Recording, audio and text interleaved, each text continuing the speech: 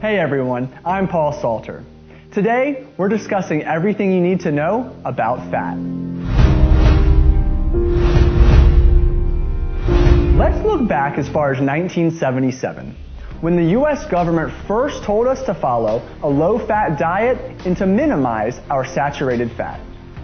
We were told this would reduce the risk of cardiovascular disease, cancer, high blood pressure, and everything in between.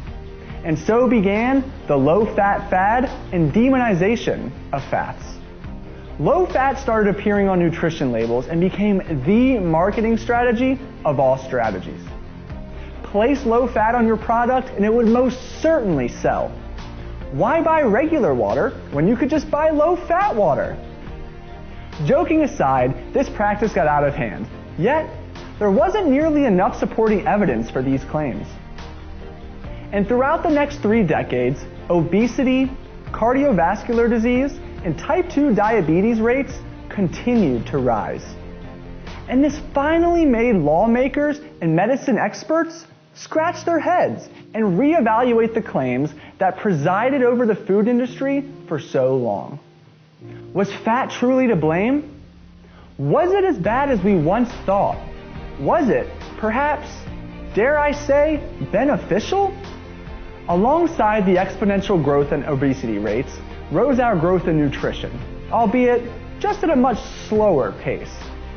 What we learned? Some fats heal and some fats harm.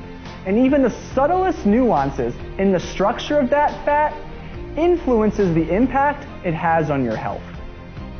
But before we discuss the types of fats that heal and the types that harm, it's important to reiterate the many benefits dietary fat has in our body.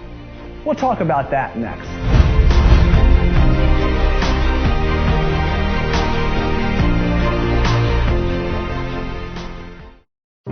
In this video, we're discussing the functions of fat.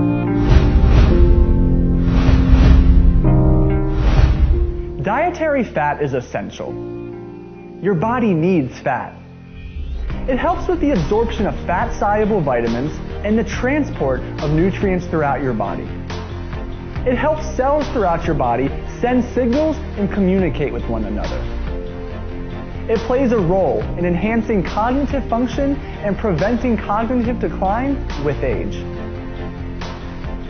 And it plays a role in regulating body temperature and also cushioning your organs and your joints. Oh, and did I mention it tastes great? In their simplest form, fat molecules consist of carbon and hydrogen molecules linked together like a chain. However, how these molecules are bound, where they are bound, and which additional molecules come into play makes each fatty acid quite unique. And despite these invaluable benefits, every fat is not created equal. Some fats heal, some fats harm. Let's start with the good old healthy fats. We'll talk about those next.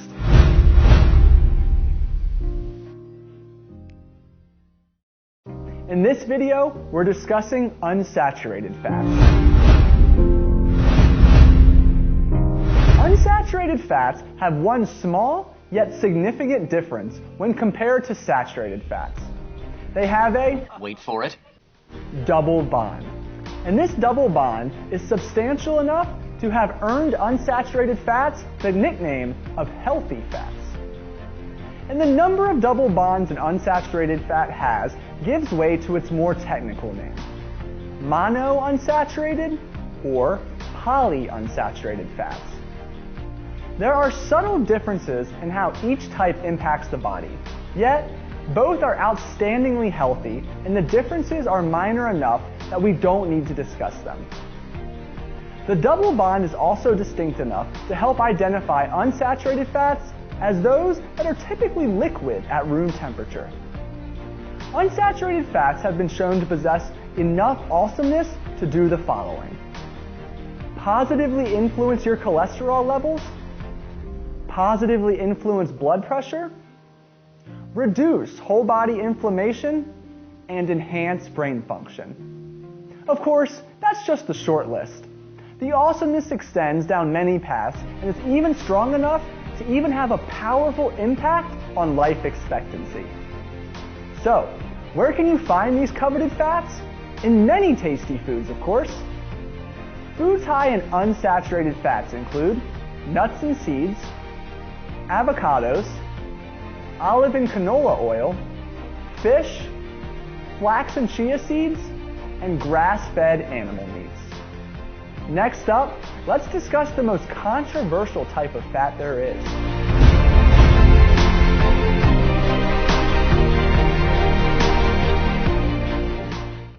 In this video, we'll discuss saturated fats. Saturated fats can appear pretty boring if you're just looking at them.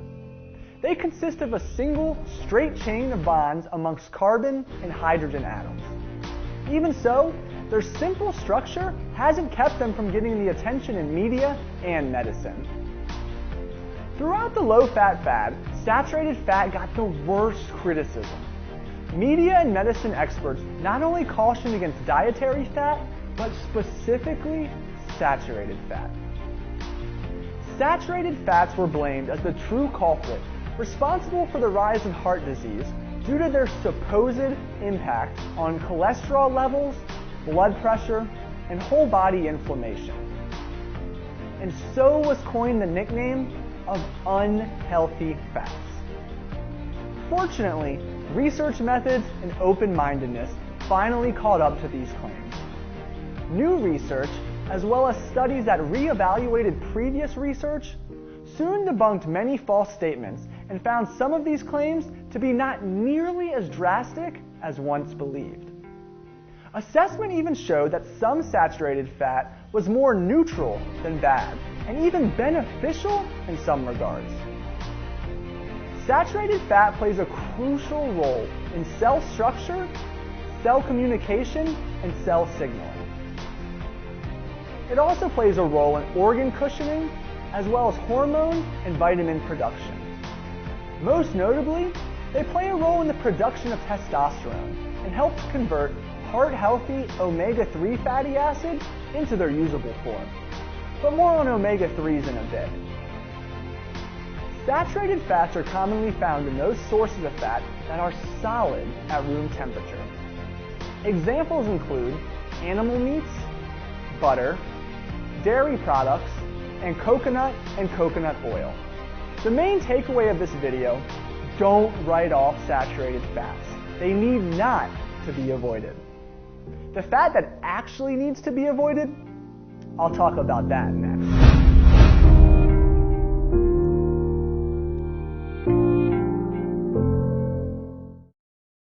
In this video, we'll discuss trans fats.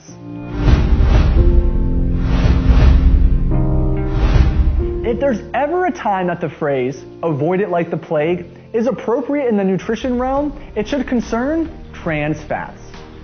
Trans fats are very similar in structure to unsaturated fats, yet the impact on your health is vastly different. The difference lies in the structure of the double bond and how the hydrogen bonds are positioned. Trans fats are pro-inflammatory. They raise bad cholesterol, reduce good cholesterol, and eating them is associated with a greater risk for obesity, heart disease, and type 2 diabetes. Trans fats increase the shelf life and stability of processed foods. They also help such foods retain their proper taste and texture. The major source of trans fats is partially hydrogenated oil, but they're also found in processed foods such as cookies, cakes, donuts, baked goods, pizza, and spreads. Small amounts of trans fats are also found naturally in beef and dairy products. Federal regulation has cracked down hard on the use of trans fat in foods today. But despite this, trans fats still remain prevalent in many foods. If you see partially hydrogenated oil on an ingredients list, you're better off leaving that item on the shelf. Next, let's return to the good fats and discuss the ones that are essential.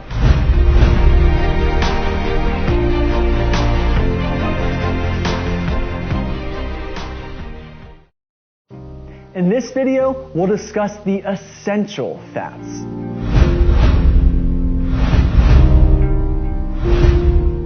There are certain fats that your body cannot make, and therefore must obtain from food or supplementation. These are referred to as essential fats.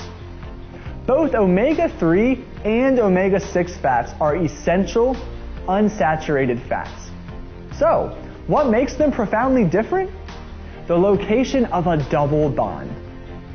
Omega-3 fats are also referred to as heart-healthy fats because of their anti-inflammatory properties and the positive health benefits they exert within the body. Some of the purported benefits include having a positive impact on total and individual cholesterol, a positive impact on body composition, enhanced insulin sensitivity, and enhanced brain function. Omega-6 fats, on the other hand, are pro-inflammatory and may have a negative impact on blood pressure, cholesterol levels, and your body composition. As I mentioned earlier, both types of omega fats are essential. What's important, however, is the omega-6 to 3 ratio. The typical American diet provides a ratio of 12 or even 20 to 1 between omega-6 and omega-3 fats. This means the typical diet contains many more foods that are high in omega-6 fats compared to omega-3 fats.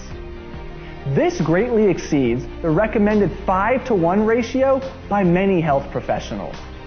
So, how do you work towards this desirable ratio? By eating more foods rich in omega-3 fats, of course. Sources include fatty fish, such as salmon and mackerel, flax and chia seeds, walnuts, fish oil, soybeans, and even spinach. Sources of omega-6 fats include breads, cereals, vegetable oils, some nuts and seeds, baked goods, butter, fatty cuts of beef, and chicken. Sure, some of these foods should be limited, such as the low-quality proteins and trans fat-filled options. But some of these sources should still be eaten regularly, especially the high-fiber good stuff. Next, I want to further explore the heart-healthy benefits of omega-3 fats.